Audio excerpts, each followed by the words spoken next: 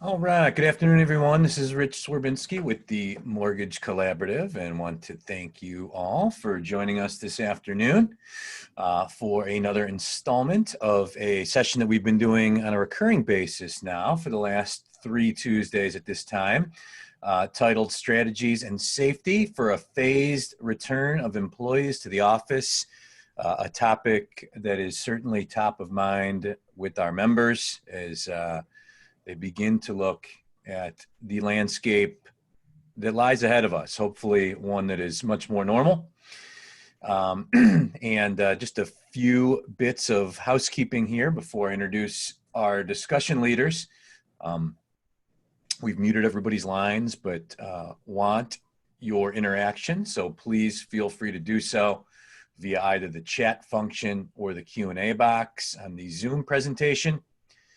Also, we will be distributing a recorded copy of this presentation to all registered attendees at the conclusion, as well as a copy of the deck. So this is part of our TMC Connect network, through which we've been doing between 9 and 12 sessions like this a week, tackling the real-time topics you've told us you want to talk about with your peers. Just quick reminders about our electronic networking forum, Ask TMC at ask-tmc.com. It's a lender member dedicated message board for our members where they are bouncing ideas, strategies, questions off one another. And our monthly data benchmarking tool, TMC Benchmark, which reminds me I've got to write the executive summary for that. Top of languishing on my to-do list so we can get those dashboards out to our members that participate. So with that, I would like to introduce our discussion leaders this afternoon. Two very knowledgeable senior leaders in our organization that have led a number of different sessions for us in the past. I'm going to introduce them both and then let them tell the listeners a little bit about their company and their role within the company to help better frame the discussion. I will start with Jody Corner Office Hall, the president of Nation. Thanks again for joining us. All right, thanks, Rich. And I'm sitting in the conference room. They don't actually give me an office here. No, I'm just kidding. My name is Jody Hall. I'm the president of Nationwide Mortgage Bankers. I think our demographic is important for the company. So we're a retail company headed out of Melville, New York. We have 55,000 square foot sales and operations center in Melville that we call our headquarters. And then we have operations and branches across the United States. Our primary focus in returning to work was, of course, Melville, New York, because of it being a hotbed for the COVID virus, and still, have a lot of people that are impacted on Long Island. Many of our employees who work in Long Island, some of them are first responders or drive ambulances as a second job, but we also have a lot of employees whose spouses and family members commute into Manhattan and or our police and firefighters on Long Island. So we have been greatly impacted, and we made the decision to start the return to the office 2 weeks ago because of having a large sales presence, and also because we had such a large space that we felt that we could safely return 30% of our staff to the offices. So that is kind of the demographics of the company. I hear every day of someone who is impacted. One of the guys that works in accounting, his father passed from the COVID virus over the weekend. So we are largely impacted, and definitely didn't take any of our decisions lightly, put a lot of thought into it, and wanted to make sure that not only did we protect our employees and their families and their communities, but we didn't want to be a cause for there to be a resurgence of the virus, and God forbid have to go through another shutdown this year. So that's us. Thank you, Jody. Very helpful background. And our second discussion leader, Mike Metz, the operations manager at VIP Mortgage. Mike, thanks again for joining us. Glad to be here, Rich. Hi, everybody. My name is Mike Metz. I'm the operations manager for VIP Mortgage. We are a mid-size independent here in Scottsdale, Arizona. We are mainly regional in the Southwest, so Arizona, California, Colorado, Texas. We have a little bit in the Midwest. East Coast is scary, so we leave that to smart people like Jody. Background looks like the Windows background back in the 90s. And Beautiful day in Ohio, Mike. I know you're here. And I am curious, so if people in the call don't mind, I'd love to hear where you're all from, just to get an idea on where some of the listeners are from as we talk about our policies. So if you just pop into chat and type where you're from, we can kind of try to include that as we go through this today. And we just started doing our reintroduction into the workforce about 2 weeks ago. We started bringing people similar to Jody. We did kind of a phased in reintroduction back into the world. And we've had some learning opportunities as we've gone through it about things to watch out for and what to expect. So we'll be glad to share some of that insight today. Excellent. Thank you, Mike. And yeah, see a few of you in the chat. Another Melville, New York. We know Susan. We know U.S. Mortgage Corp for sure. So a couple of our friends also chiming in there. So the three different topics we're going to talk about today. One is planning, planning for a return. Second would be the creating of a vision. And the third would be the actual action plan. But let's start with the planning phase. And Jody, you know, one of the reasons I immediately reached out to you on this series is because you reached out to me, and I know you started your planning. Like, I mean, it was like the second that people went remote. I've been before a lot of companies even went remote. Talk about, you know, what prompted you to start that process, and what were the first thing, some of the first things you did in planning for the return to the office? Yeah, for sure. Our thought was, well, first of all, and I've said this before, this isn't something that you can plan enough for. And if you're still not losing sleep after you make the decision to go up until and even after execution, you know, there's just way too many questions to be answered. We were fortunate enough that we have a founder and chairman of the board who was very ahead of this in going remote. We were largely remote to start with, but we did have that large presence with, you know, 170 people in New York. And so we were very quick to make sure that people had the ability that when we said go home, that it was like snap like that, go home. So we were able to go remote extremely fast. That was the second week of March. And so I think it was in your, in the email that you sent today, Rich, where it was saying what the phases of quarantine were. And, but some of our loan officers went to the angry phase, like as soon as we went remote.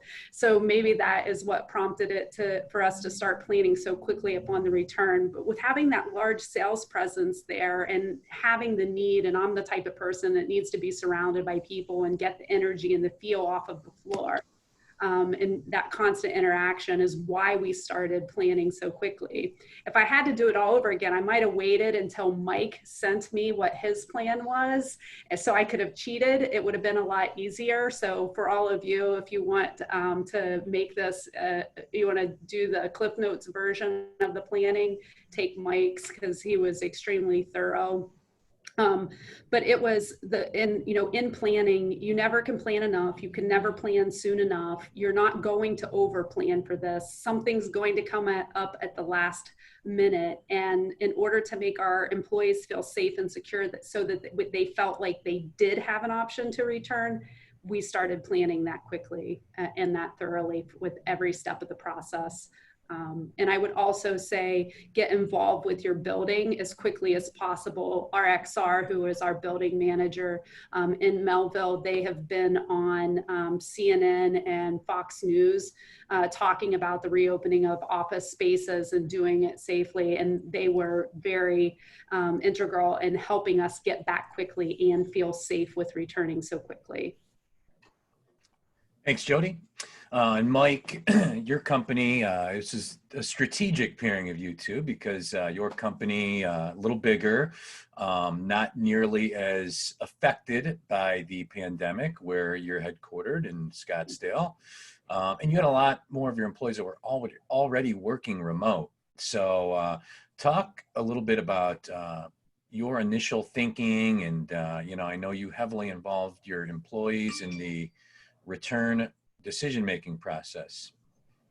Yeah, so this is something we took pretty seriously pretty quickly, and we went fully remote. We got lucky in that we had a large percentage of our workforce that was already either one, working remotely frequently, or two, entirely, or three, had the capabilities to work remotely. So it was a relatively easy transition, but as soon as you start sending people home, you have to start coming up with a game plan for when they come back. So we started looking into that, and a big thing for us was starting to make sure we opened up channels for communication with our employees to see what their feeling was on returning back into the workplace. So it's big to watch what your local news sources, legislatures, governors' guidance is for what they're doing for the reopening. We have people here from Michigan, and I know they've been changing guidelines on that even relatively recently. I have family in the area. And so it's one thing for the affected rates. Obviously, Jody in New York has had a whole lot more to worry about than Arizona to start. But then we still have fun things like the IHSC. I forget what it stands for, IHSC. They put out some interesting models for what they're anticipating for reintroduction and what that's going to do for corona cases by state. And that's one where Arizona wins. We're expected to have the highest increased numbers of cases over these next few weeks with our reopening policies. So like Jody said, it's something that you can't take seriously enough as you're planning. So I would suggest checking out your state with those maps just to see, as people are reopening, what does it look like for what potential cases may be, so you can try to plan ahead for that and talk to your people, see what they're feeling. If people are itching to get back into the office versus no, everyone wants to stay at home and you're going to have to drag them kicking and screaming back into the office, that should have a big impact on what you set your policies to be. Thanks, Mike. Jody, so being in New York, I'm just curious, the reaction from your employees when you kind of initially canvassed them and, some of the main concerns that they were having and, how you adopted some of the policies that you're set to put in place as a result. Yeah, we didn't go to our employees initially. We came up with feeling like we covered all of our bases to make them feel as though they can make an informed decision from, what our cleaning, what the building was doing from a cleaning perspective, what we were doing from a cleaning perspective, what the protocol would be for coming into the office. And then we went to them in a survey, and the initial response was, hey, we're ready to come back. And, we had, it kind of played out nicely because we wanted to hold to 30%, and a little over 30% replied that they were ready to come back, wanted to come back, and wanted to come back for every day of the week. Then as time got closer, then the fears, started mounting, and we started getting phone calls like, hey, you really are making this optional. Is it okay if I don't come back because of, this happened, or, I don't feel like I would be able to see a family member if I were coming into the office, and a lot of concern. So like that, it was like everybody was gung-ho up until a week of it happening. And then we probably, lost about 10% of those people who said that they were coming back. And it was more for concerns about family members around them that had, conditions or they didn't feel safe. So So, giving them the information and letting them make a decision, we are still 100%, this is your decision. We don't want to be the people that make the decision and say you absolutely have to come back into the office. We've even thrown around, do we tell people you have a choice indefinitely? So it definitely, them feeling like they've had a choice. Our employees are used to giving feedback to different processes. They were very forthcoming with what their concerns were. We held meetings and tried to address everyone's concern, but the ultimate thing is that it's voluntary. If this is your work environment that you thrive in and being around others, if you want to come back a couple days a week as opposed to full time, whatever it may be, it has to be their decision. And, I think that helped. But we did lose people. We lost like 10%, and some people came back, and I heard that it's very light out there today. It's interested to see if that's because yesterday was a holiday, and some of the cells are sneaking in that 4-day weekend, or if people were concerned, because last week we did have a couple people that were like, I saw this person, they didn't have a mask on even though they're required to, and I don't feel comfortable, and so they've left. So I'll be interested to see, this is our 3rd week back, I'll be interested to see what tomorrow and Thursday look like, because we may have lost more. Thanks, Jody.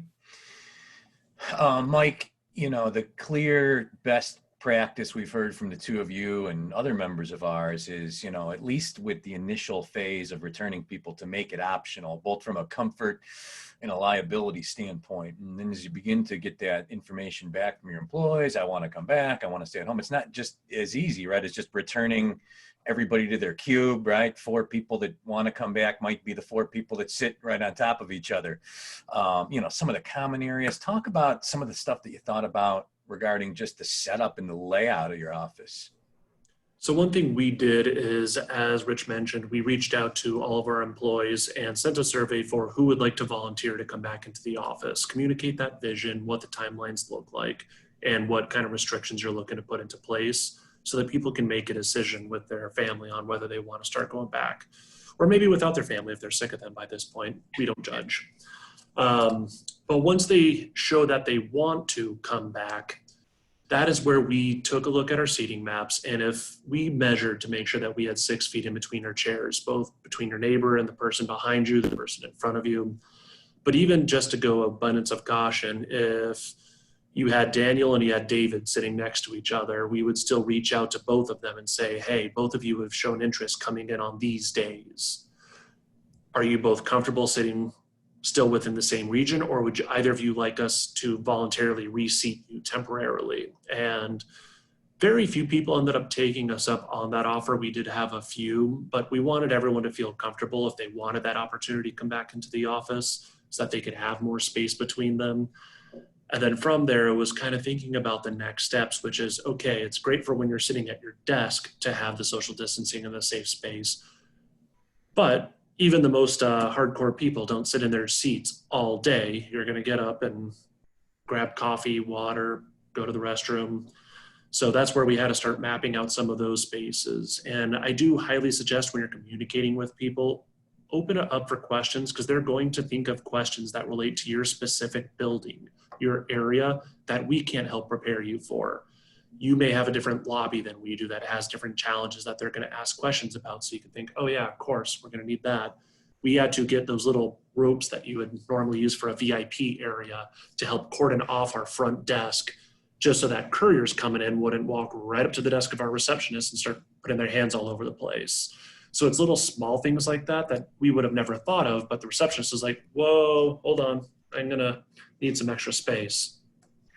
You guys are VIP mortgage. You guys should have those all over the place. We've got a lot of those, thankfully. Cool.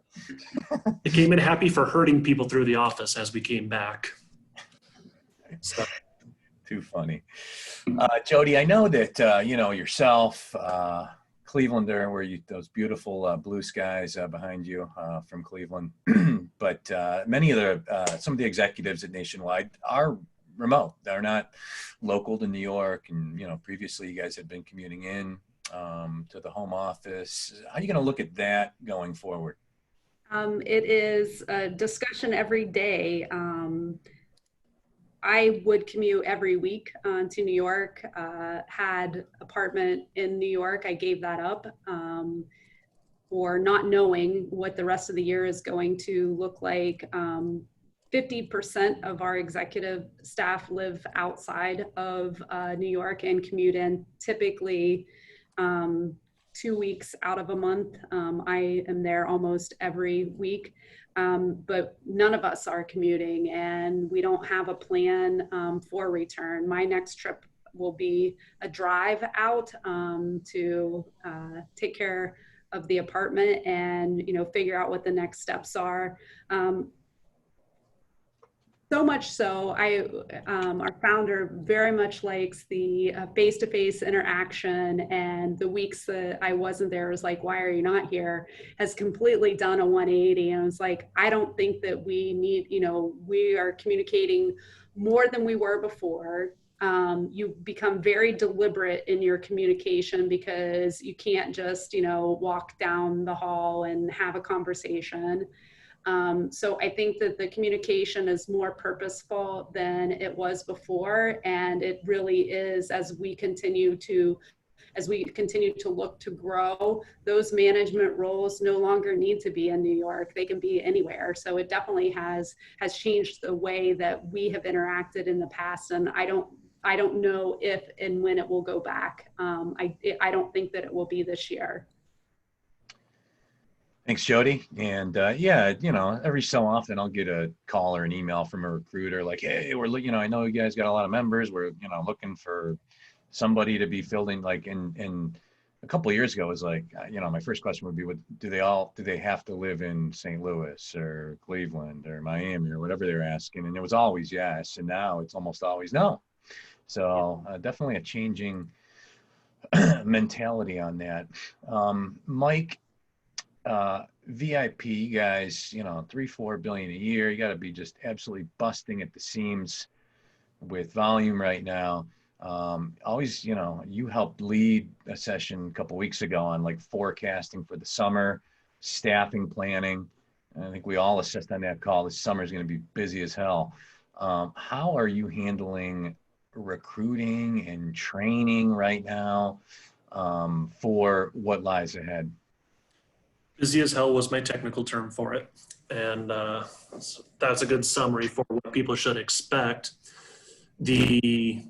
Everything we're seeing, and I imagine most people on the call are seeing that to some degree as well, it's going to keep busy for a while. Purchases, I don't know, it may change some based off of your things, but when I was looking at national data that came out this morning, purchase activity for contracts is already back up to where they were before all this started. Supply has still gone short in a bit, but the demand is still high enough that we're getting housing bids again for homes that are comfortable going back on the neighborhood.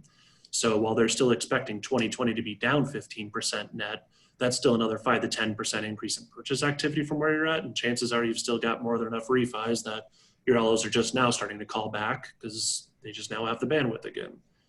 So the recruiting and training has been something that you have to start planning for now. And like Jody mentioned, you almost have to start planning for a new normal for that, because as we see this happen, a lot of people aren't necessarily itching to get back into the office. So you're going to have to start planning on people starting without ever coming to the mothership for training. So I do suggest starting to look at vendors that can help with that. We use, in our case, a company called Litmos, which allows for learning paths for new employees. You can set it up so that everyone has standardized baseline programs they go through, such as Encompass and our in-house CRM and how to use Outlook and culture type stuff, and then specialized for their position.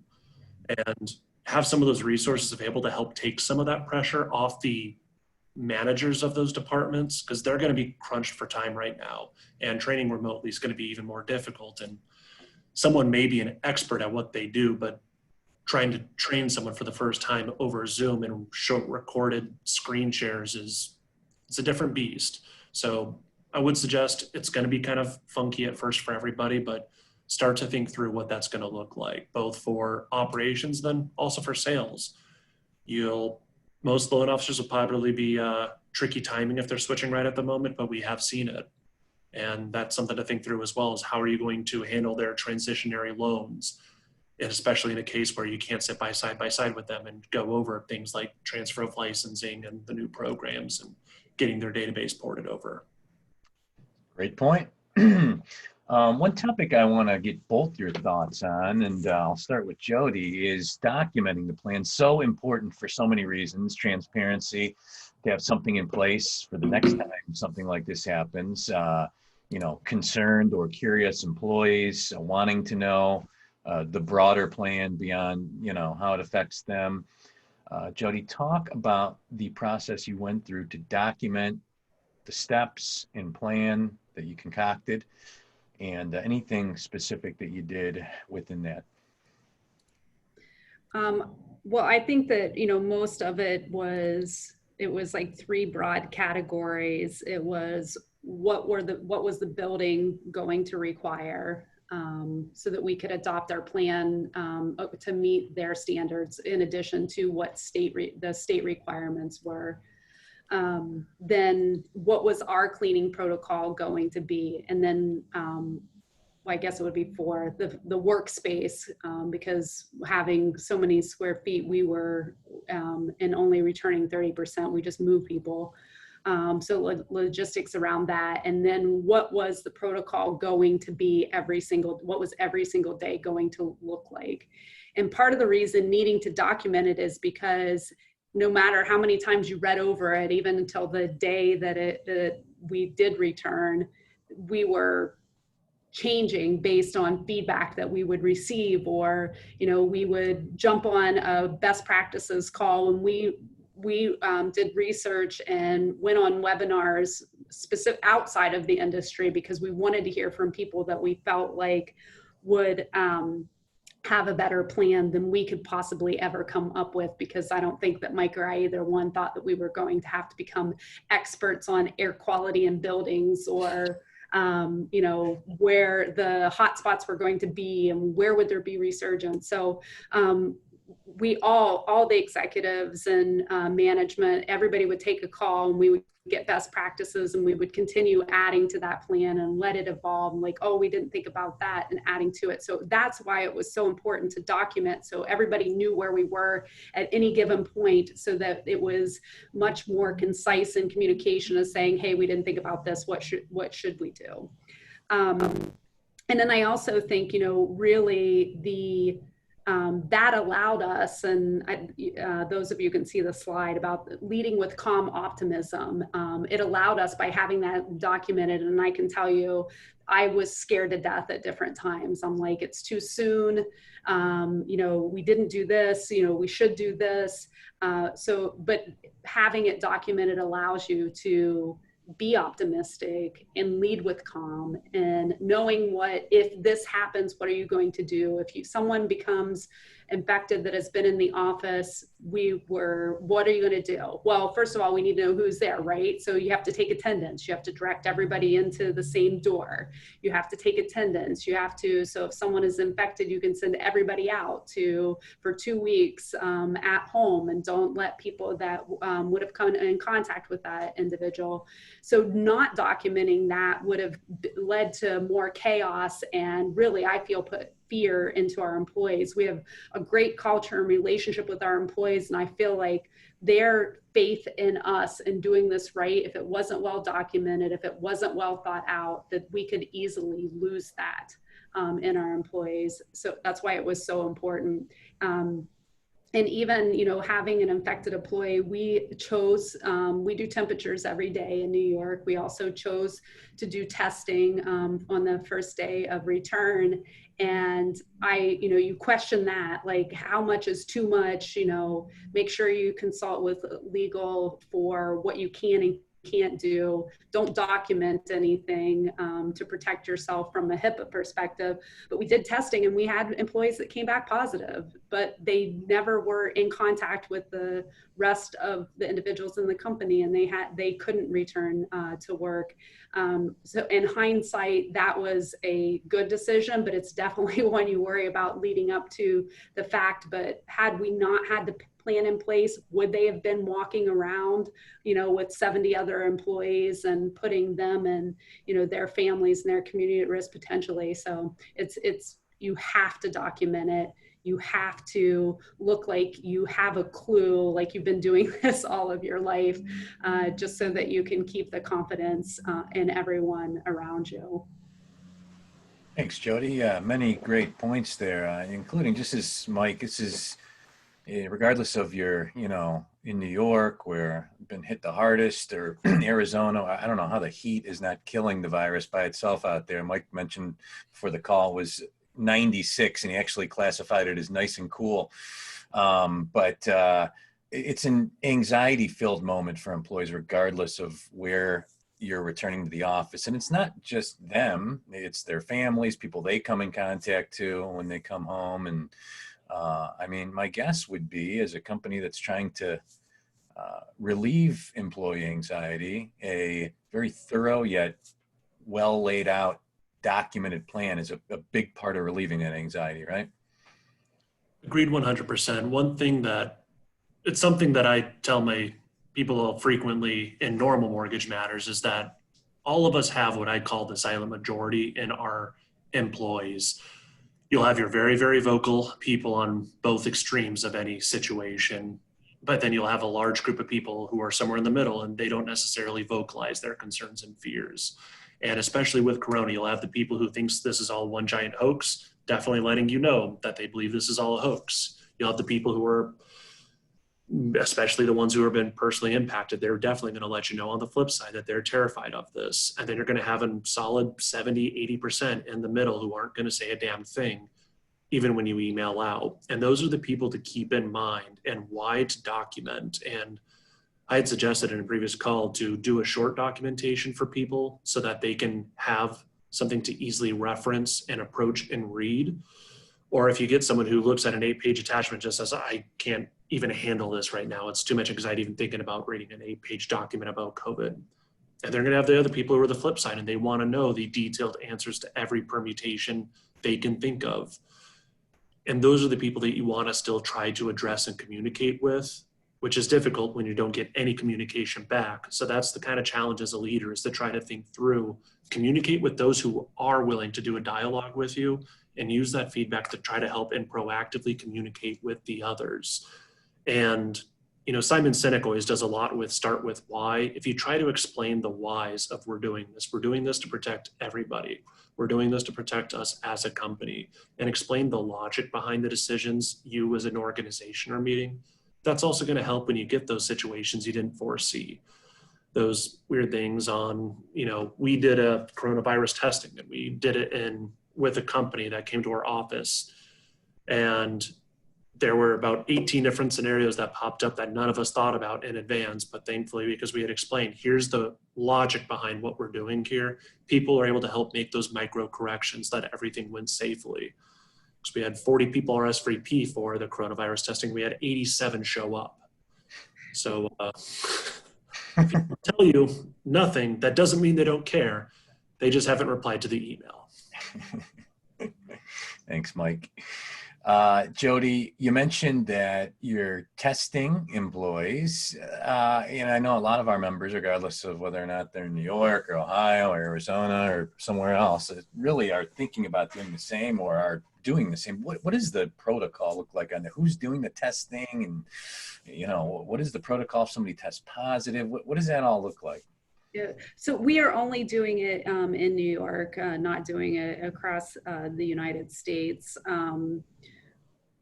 We used a doctor, so we had a doctor and a nurse that worked for that doctor come in that day to do testing.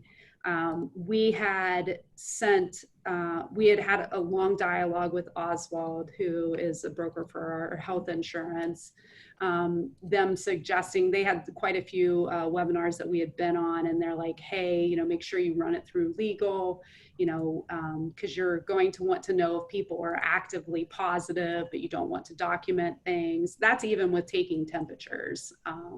With taking temperatures, you don't want to document what temperatures are. So I would definitely have a very long conversation with whatever your plan is with your consult your legal counsel, or if you use an outside attorney, make sure that you go through that process. Get your insurance provider involved. They should be able to give you a lot of guidance. Then once we decided to do that, then it was like, well, it's a service to the employees. So those who did not test positive, we gave them the option to do antibody testing. And then they saw that as a benefit because a lot of people want to be antibody tested. So I think it's a decision, and I think it depends on the geographic area. It depends on your company.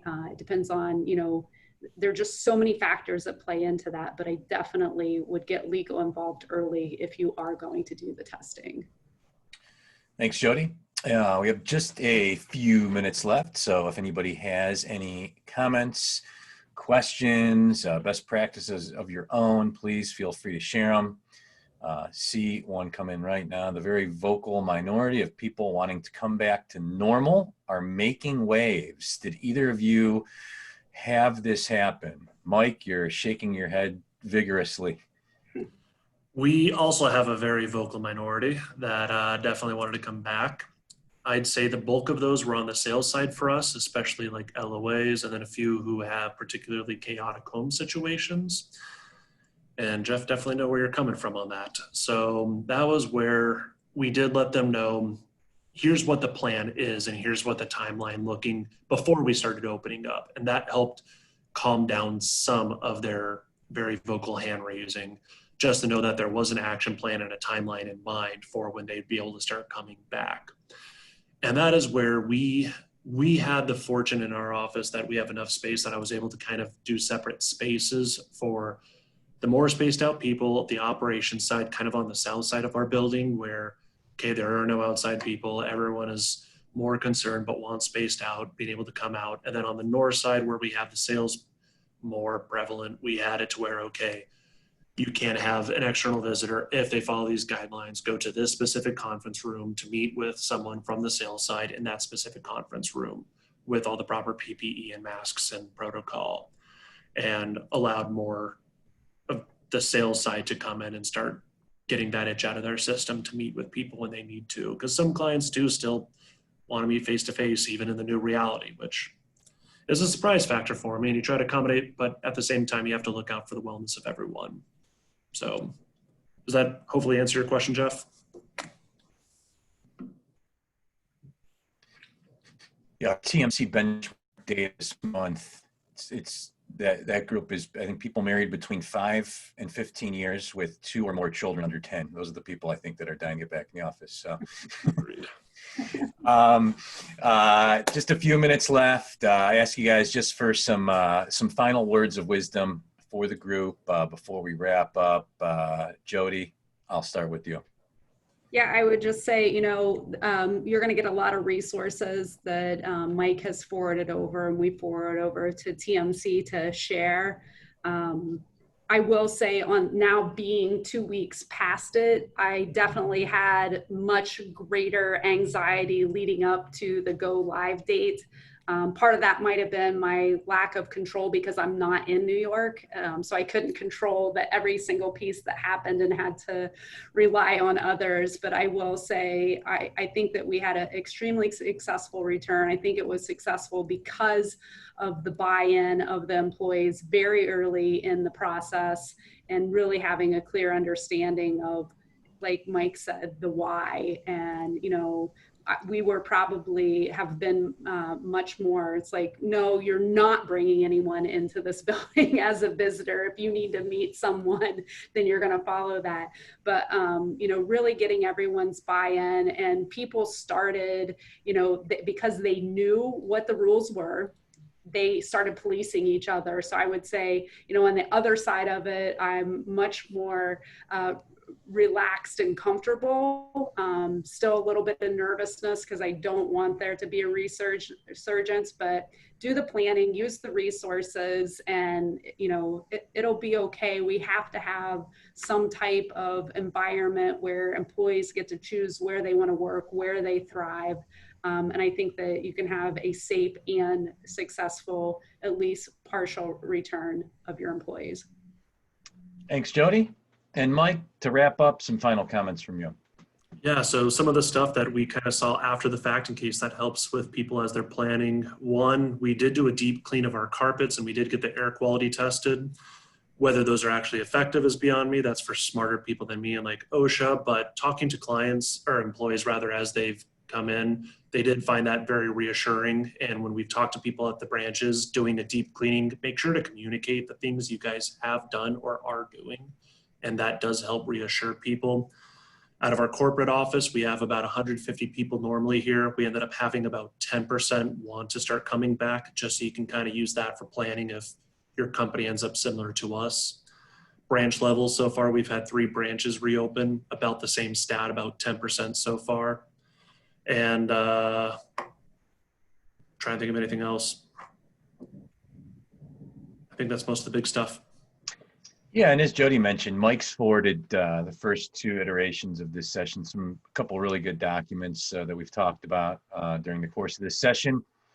Some resources that will forward out with the recording of the presentation to all the registered attendees. So, and I want to thank Jody and Mike for doing this 3 weeks in a row. All in all, we had well over 100 people on these sessions live, and many, many more that were registered. And a lot of people will register for our sessions just to get the recordings, knowing they may not be able to listen live. So that's definitely a part of this. So thank you, Jody, and thank you, Mike, very much.